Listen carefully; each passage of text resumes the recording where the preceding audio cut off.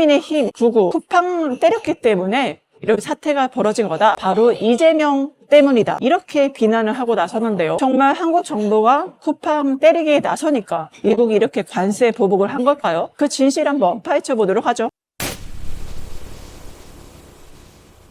여러분 안녕하세요. 수미사이다의 전수미입니다. 도널드 트럼프 대통령이 관세 15%에서 25%의 인상을 예고하는 어마무시한 SNS 글을 올려서 대한민국이 정말 시끄러웠습니다. 국민의힘 마치 기다렸다는 듯이 윤상현 의원을 비롯한 여러 의원들이 이재명이 쿠팡 때리기 해서 이런 거잖아. 그래서 미국이 관세 보복하는 거야. 이재명 네가 잘못했네. 쿠팡 왜 때렸니? 지금 난리를 치면서 뭐라고 하고 있거든요. 그럼 진짜로 도널드 트럼프가 이 쿠팡 때문에 그러는 걸까요? 실제적으로는 그 사실은 명확하게 다릅니다. 그 허점 같이 짚어보도록 할까요? 쿠팡에서 3천만 명의 개인정보 유출이 일어났었죠. 정말 대한민국 너무나 시끄러웠습니다. 내 핸드폰 정보뿐만이 아니라 내 집 주소까지 다 털렸다고? 전 국민이 너무 경악했죠. 심지어 우리 정보가 중국 플랫폼 상에서 팔리고 있는 현장까지도 목도를 했고 뉴스토마토에서 단독으로 보도를 하기로 했었습니다. 역대급의 개인정보 유출. 그럼 상식적으로 어떻게 해야 될까요? 정부에서 통제를 해야겠죠. 그래서 이 쿠팡 때리기의 허점 3가지를 좀 말씀을 먼저 드릴게요. 첫 번째는 시간 순서가 맞지 않습니다. 이 사건이 터진 게 이제 작년 11월이고 문제 제기를 정부가 해서 조치를 취하고 있는데 지금 이 쿠팡 때리기 때문에 관세 보복을 한 거다. 근데 올해 1월에 일어난 거잖아요. 시계열적으로 이미 그때 쿠팡 사태 일어나서 우리가 하고 있는데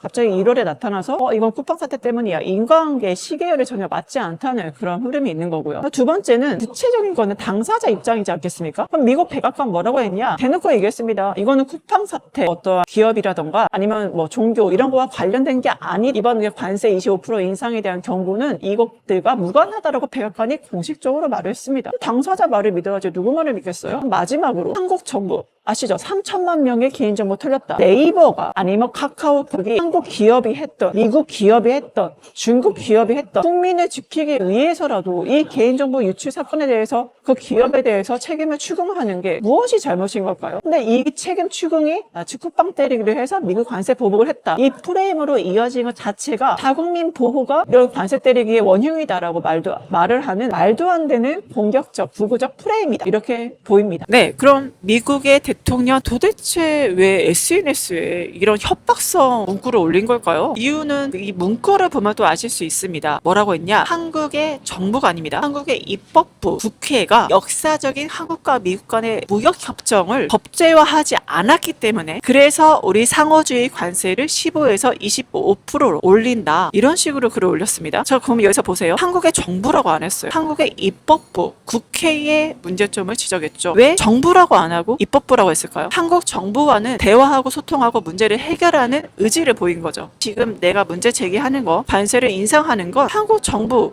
가 아니라 입법부의 문제야. 하지만 니네 한국 정부가 이거를 줄게 해라고 그런 빠져나갈 구멍을 만들었다. 실제로 그래서 도널드 트럼프는 바로 이틀 전에 한국 정부 막 관세 올린다고 했다가 바로 한국 정부와 잘 협상하겠다 한 거죠. 그러니까 문제가 있는 건 한국 국회인 거고 우리가 대화와 재협상을 같이 이야기를 문제를 풀어갈 거는 한국의 정부라고 주어를 나누어서 지금 철저하게 계산적으로 SNS 문구를 올린 겁니다. 두 번째는 2025년 한미 무역협정을 역사적인 무역협정이라고 표현을 했거든요. 그러니까 되게 자화자찬하는데 니네 국회 왜 일 안 해? 도대체 왜 그러는 거야? 3,500억 달러 투자. 자신한테는 엄청난 이익이잖아요. 업적이잖아요. 레거시잖아요. 일하지 않는 한국 국회 때문에 안 하는 거잖아라고 그런 본인의 정치적 계산적 의도고 아시잖아요. 트럼프 스타일. 너 바로 해고한다. 그러니까 이렇게 한국 국회가 굼뜨기 하면서 일 안 하는 거 내가 강인한 지도자, 대통령의 모습으로 이 일하지 않는 한국 국회에 대해서 한국 정부의 경고함을 인해서 일하게 하겠다. 우리 3,500억 달러 투자, 우리 미국의 이익을 관철시키는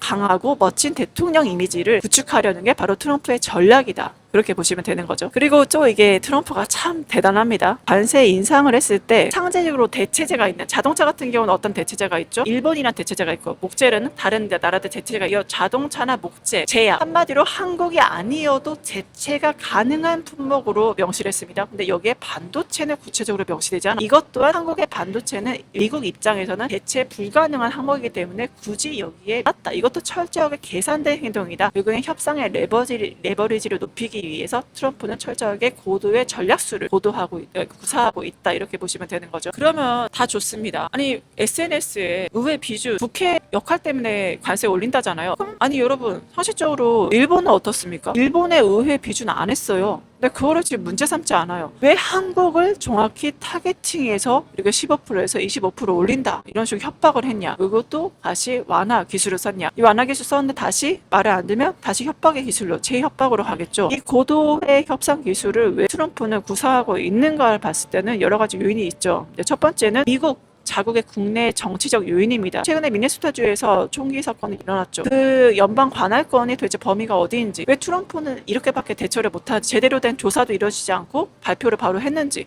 왜 자국민을 제대로 보호하지 못하는지에 대해서 국민적인 분노 그리고 신뢰의 저하가 일어났죠. 국내 문제를 해결하기 위해서는 제일 좋은 게 뭔가요? 외부의 적을 상정하고 외부의 관심을 돌리게 해서 본인의 능력을 보여주는 것.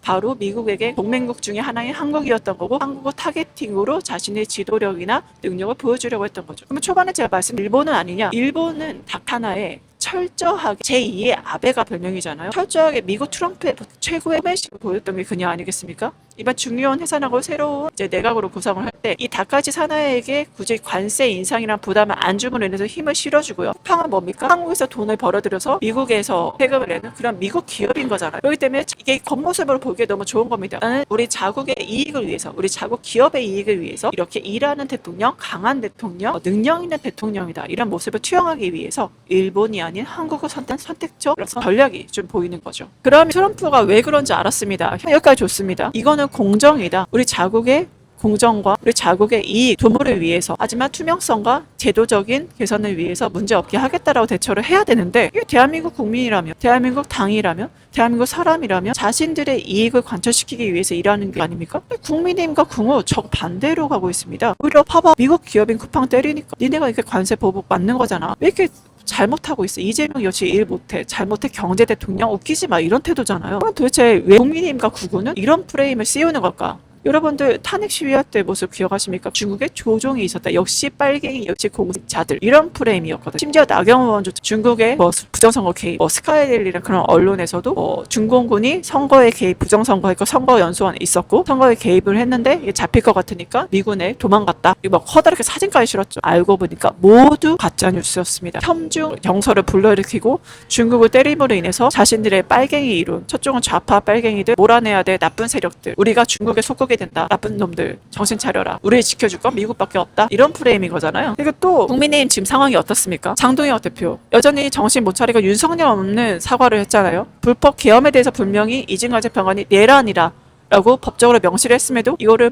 받아들이지 못하고 있고요. 이재명을 잡아갈 거고 윤석열을 트럼프 대통령이 풀어줄 거다. 이러한 망언 속에서 살고 있는 게 국민의힘 아니겠습니까? 자기만의 꽃밭에서 살고 있는 거죠. 민주당을 공격하기 위한 프레임으로 이 쿠팡을 근거로 하는 미국의 관세 보복을 공격하고 있는 거고, 본인들의 정치적 그 세력의 결집을 위해서라도 친중 프레임, 민주당 빨갱이, 친중 공산주의자 이런 프레임으로 지지 세력을 결집시키는 정치적 용도로서 이 관세 인상 사태를 철저하게 이용하고 있는 거죠. 이게 매국노가 아니면 도대체 뭐가 매국노이겠습니까? 진짜 저는 너무 화가 납니다. 그럼 여기서 이재명 대통령과 한국 정부는 어떻게 해야 될까요? 우선 트럼프가 길을 열어줬습니다. SNS에 한국 입법부 의 문제점을 제기한 거잖아요. 그럼 어떻게 해야 되냐? 우리 한국 정부가 안 한 게 아니라 못했다는 걸 강조를 해야 됩니다. 이번에 3,500억 달러 투자, 그걸로 인해서 한국 정부는 굉장히 많은 부담을 졌습니다. 국제 정세가 지금 어떻죠? 고환율, 엔처, 한국의 환율은 거의 미친 듯이 오르고 있죠. 그래서 많은 이제 수출 수입업자들이 거기에 대한 영향을 받고 있고, 국민 물가도 지대한 영향을 받고 있습니다. 고유가, 고환율, 고금리로 다들 국민들이 너무 고통받고 있는 상황이잖아요. 그래서 한국이 안 하려고 하는 게 의지가 없는 게 아니라 못했다는 그 상황들을 분명히 미국에게 확실하게 설명할 필요가 있습니다. 하지만 우리는 이행을 하려고 노력하고 있다. 그럼 그 다음 중요한 게 뭘까요? 이재명 행정부가 있어도 이재명 행정부가 국회를 틀어쥐고서 야 니네 이렇게 해! 왜 일 안 해? 빨리빨리 하란 말이야! 할 수 없다는 거죠. 행정부와 입법부가 나눠져 있고 행정부와 사법부와 나눠져 있는 거예요. 서로의 영향력을 견제와 균형과 감시 속에서 이루어지는 그런 형태가 아니겠습니까? 여러분들 거짓 선전선동에 넘어가지 마세요. 지금 국민의힘과 구구 하는 행태가 북한과 너무 비슷합니다. 가짜뉴스로 선전선동 프레임을 쓰고 있잖아요. 지금 트럼프가 정확한 걸 말씀드리면 트럼프가 관세 15%에서 25% 끌어올리는 건 쿠팡 때문이 아닙니다. 그건 어디까지나 자신의 협상 레버리지를 올리기 위해서 국내적으로 정치적 입지가 굉장히 안 좋기 때문에 외부에 집중시킬 수 있는 뭔가 상대가 필요하고 만만한 건 동맹국이고 일본이 아니라 한국이었던 거죠. 한번 내가 강인한 대통령의 모습을 보여줘야겠다 라는 국내적 상황을 돌파하기 위해서 한국을 도구로 사용했다 이렇게 보시면 되는 거고요. 그리고 한국과의 또 협상 레버리지를 통해서 우위에 처하기 위해서 내가 한번 기회 줄게 우리 얘기해볼까? 그러면은 너희 한번 좋은 거 선물 보따리 더 가져와봐 라고 압박 수단으로서 이렇게 SNS에 갑자기 그런 글을 올리게 된 거다. 이거는 트럼프식의 몰아붙이기 전략이다 이렇게 보시면 되죠. 우리는 눈높이가 굉장히 지적이고 교양 있는 수준 높은 대한민국 국민 아니겠습니까? 맞죠요? 민주시민 여러분 항상 더 좋은 정보와 분석으로 여러분들과 함께 하겠습니다. 함께 해주시고요. 오늘 트럼프의 관세 협박 도대체 왜 이런 일이 일어날까를 같이 분석했는데요. 앞으로도 판과 구조를 읽는 그런 좋은 논평으로 여러분들과 함께 하겠습니다. 구독, 좋아요, 알람 설정은 저에게 많은 힘이 됩니다. 함께 해주시면 감사하겠습니다. 댓글로 여러분들 의견도 같이 나눠주시면 다음 방송에서 또 이야기해보도록 할게요. 좋은 하루 되세요. 감사합니다.